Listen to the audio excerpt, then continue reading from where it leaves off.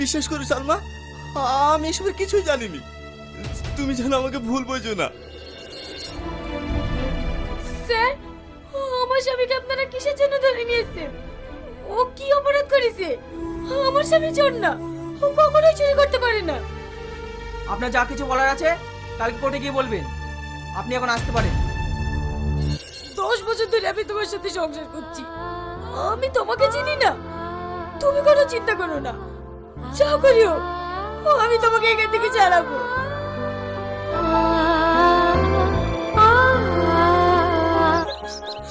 আব্বা, এই বাড়ি গয়না চুরি করার অপরাধে তোমার জামাইকে পুলিশে ধরে নিয়ে গিয়েছে।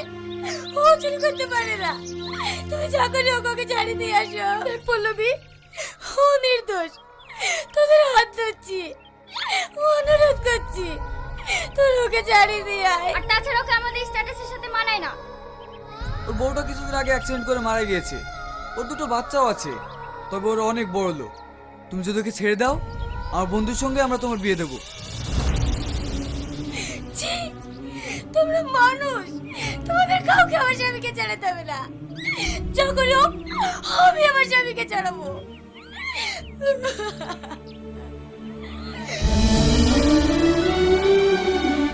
আমাদের প্ল্যান সাকসেস। সারা ভিখারি বাচ্চাটাকে উচিত শিক্ষা দেওয়া হয়েছে। পল্লবীর জবাব নেই। পুলিশের সামনে কেঁদে কেঁদে গয়নার জন্য কি নাটকটাই যে করলো। স্যার, বিয়ে বাড়ি গয়না জামাই চুরি করেনি, আমি চুরি করেছি। জামাই নির্দোষ, ওকে ছেড়ে দেন, আমি নিজে সারেন্ডার করছি।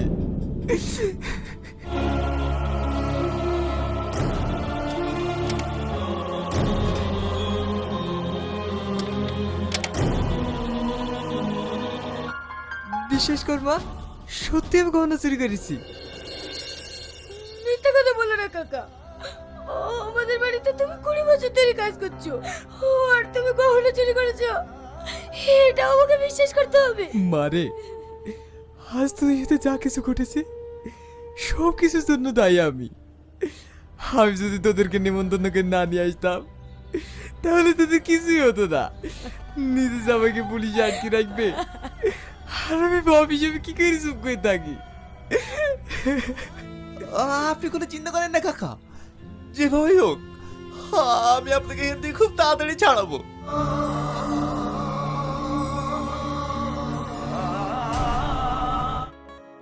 স্যার, এখানে 5টি স্যাম্পল আছে, তার মধ্যে এই স্যাম্পলটি মার্কেটে প্রচুর ডিমান্ড।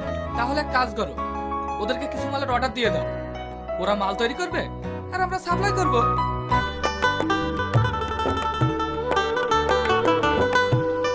আসতে পারি? হ্যাঁ আসুন। এই কয় প্যাকেট লাগবে বলেন? 10 প্যাকেট, 20 প্যাকেট? 10 প্যাকেট 20 প্যাকেট না, আমাদের 20,000 প্যাকেট লাগবে।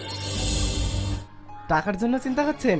টাকা নিয়ে ভাববেন না, আমরা টাকা দিচ্ছি, আপনারা মাল তৈরি করুন আর আমাদের কোম্পানিকে সাপ্লাই দিন। এই নিন 10 লাখ টাকা চেক, আরও যদি লাগে আমরা দেবো। এবার আপনারা পারবেন তো? হ্যাঁ পারবো। এ তুমি কি বলছো? আমাদের মাল যদি সাপ্লাই না হয় আমার 2 কোটি টাকা লস হয়ে যাবে। এর আগে ওরা আমাদের প্রোডাক্ট চেয়েছে, আমরা সেই ডিলটার জন্য যেতে পারি। হ্যাঁ, আমাদেরকে সেই ডিলটা নিতেই হবে।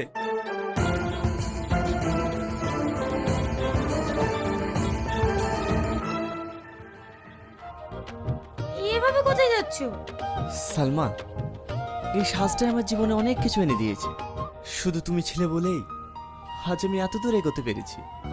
স্বামী স্ত্রী একে অপরের প্রতি বিশ্বাস ও তাদের গভীর ভালোবাসায়, যেমন তুমি আমার জীবন যুদ্ধের বিজয়ী এক সৈনিক। দেখুন, এই মুহূর্তে আমরা আপনার কোম্পানির সঙ্গে ডিল করতে পারছি না, তাই আমরা এই ডিলটি বিএনএস কোম্পানির সঙ্গে করেছি। কিন্তু আপনার মাল নিতে গিয়ে আমরা তো লস খেতে পারবো না।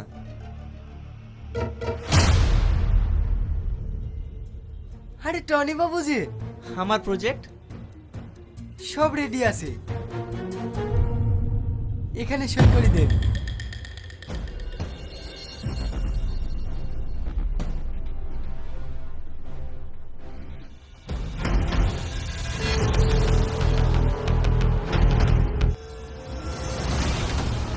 স্যার আমাদেরকে আর কিছুদিন সময় দিন, আমরা ব্যাংকে টাকা সব পরিশোধ করে দেবো। স্যার আপনার কাছে আমরা আর কিছুদিন সময় চাইছি। আমরা আর আপনাকে কোনো সময় দিতে পারবো না। আগামী কালকের মধ্যে যদি আপনি ব্যাংকে টাকা জমা না দেন, আপনার কোম্পানি ও বাড়ি ব্যাংক দুটোই নিলাম করে দেবে।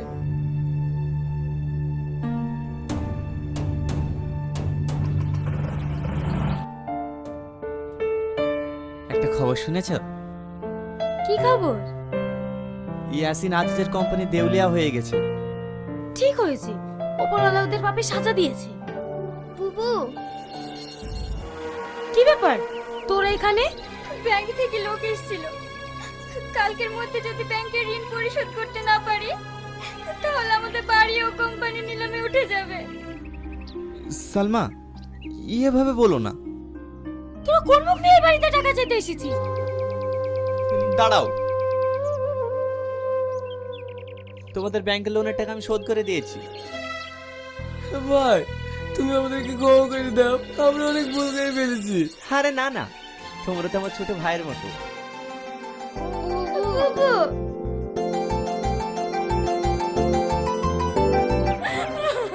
ছাড়ো মা, আমাকে ছাড়ো। এ থেকে বলছি বোন, আমি তো সাজিয়েই নি। এক থেকে পরি তো অন্য মাটাকে খেয়েছে, এখন আমাদের পিছনে লেগেছে। এই যা, টনির সাথে কি ফলগুলো কাটগা। আচ্ছা মা, তোকে সাজিয়ে দিই কি?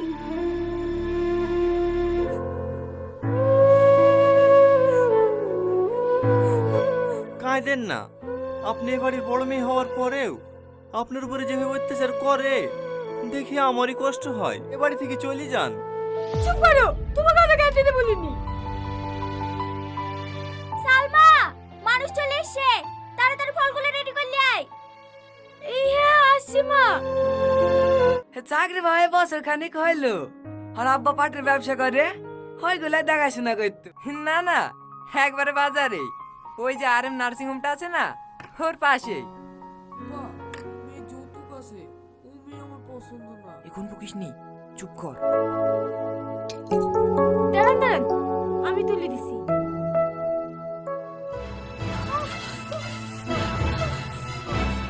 সরি সরি সরি, চলছে নাকি? না না ঠিক আছে। আব্বা, আমি এই মেয়েটাকে বিয়ে করবো। আপনার তো চরিত্রই ভালো না, বেরেন বাড়ি থেকে। এই বাবু চ। দিল্লি তো আমার মেয়ের পিঠা খাইনি, চাবি তুলতে গেছিলি না?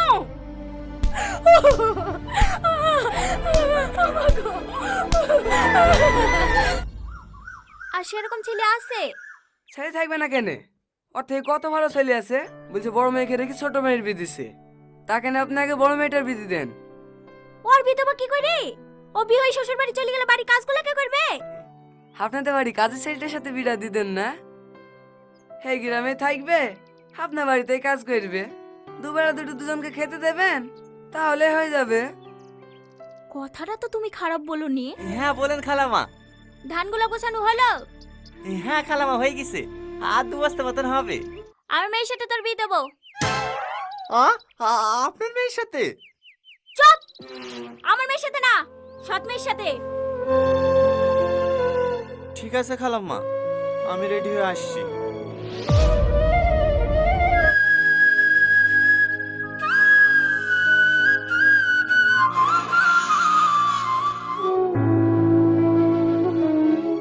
এই লাও, খাবারটা খেয়ে লাও। আমি বুঝতে পেরেছি তোমার আমাকে একটুও পছন্দ না, কিন্তু আমি যদি বিয়েটা না করতাম তাহলে হয়তো আমার থেকে কোনো খারাপ ছেলের সঙ্গে তোমার বিয়ে দিয়ে দিত। আমি শুধু তোমার কথা ভেবেই এই বিয়েটা করেছি। ভয় পেও না, আমি কোনোদিনও স্বামীর অধিকার নিয়ে তোমার সামনে এসে দাঁড়াবো না।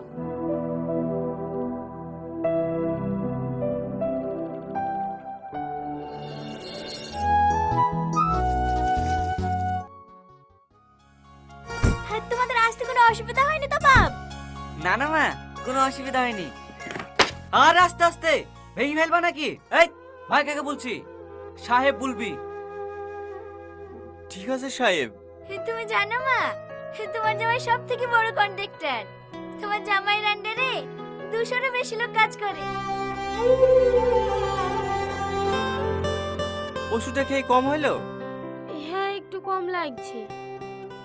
এই লাও, আদাতে চা করিলে আসনু, খেয়ে লাও, দেখো মাথা ধরে কমে যাবে। ও আমি ম্যানেজ করে নেবো, এ অসুস্থ শরীরে আজ যেতে হবে না। কেন আমার বদলে তুমি রান্না করবে নাকি? কেন আমি রান্না করতে পারিনি নাকি? ওষুধ খেয়েছি তো, একটু পরেই ঠিক হয়ে যাবে। ঠিক আছে। সালমা, এই সালমা। হ্যাঁ বলেন মা। এখনো উঠো ছাড়তেছি, থালারিগুলো পড়ে আছে, চা ডিম শুদ্ধ করিসনি?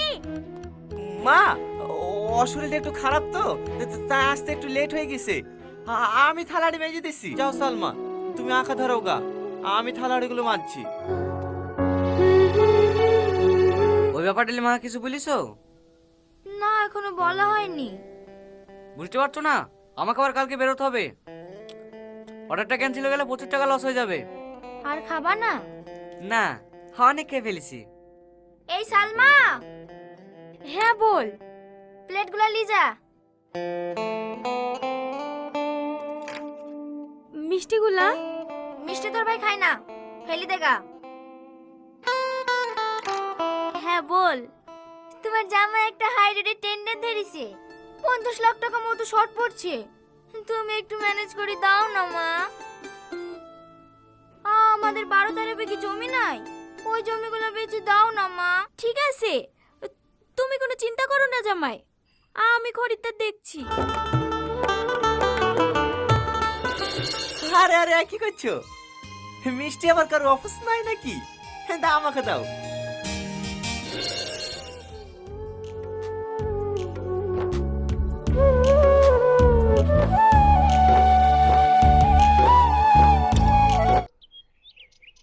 ওই শোন, জুতোটা বাজার থেকে পালিশ করলে এসে দে। ঠিক আছে সাহেব। এই রে, চুরি টুরি করার দরকার নাই, 20 টাকার এই বাকিটা ফেরত দিয়ে দিবি। মা বাড়ি গেল। এই দাঁড়া, তোর হাতে কি? কিছু না মা, কটা মিষ্টি আছে, ভাই মিষ্টি খায় না তো, তাহলে পল্লবী ফেলে দিতে বললো। কি এত বড় মিথ্যে কথা, চোর কোথাকার! তোর মা এক চোর, চোরের অপবাদে বিষ খেয়ে মরিছে, তারই তো মেয়ে তুই। তুই আবার কেমন হবি? ওরে বাবা রে, মায়ের কথা বলতে অমনি ফস করে উঠেছে। আমার খাবে, আমার পড়বে, আবার আমার মুখের উপরে কথা। আরে আরে কি করছেন? ছাড়েন। কি হয়েছে গো মা? এ তো জামাই লেগে যে মিষ্টিগুলো লেসছি, সে মিষ্টিগুলো টিফিনে ভরে নিয়ে যাচ্ছে। ওলি জাক্কা, তোমার জামাই মিষ্টি খায় না, আমি বলেছি ফেলে দিতে। ফেলে দিলে তো কুকুরেই খাতো, ওরা লিখি খাক্কা। জালি যা।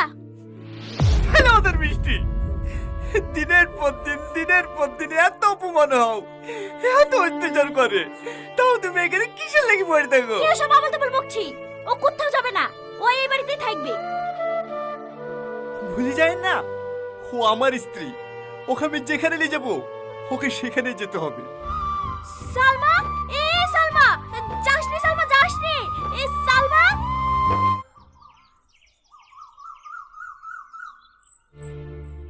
আর তুমি বিদেশ চলে গেলে যে আমি থাকতে পারবো না। তাহলে গ্রামে মুনিশ খাটবো। এলা ধরো, এই দুটো বন্দুক দিয়ে তুমি যে কোনো একটা ব্যবসা শুরু করো গা। না না, এ বালা আমি নিতে পারবো না, এটা তো তোমার মায়ের শেষ স্মৃতি। তুমি তো রান্না করতে ভালোই পারো, একটা খাবারের দোকান দাও গা। ঠিক আছে,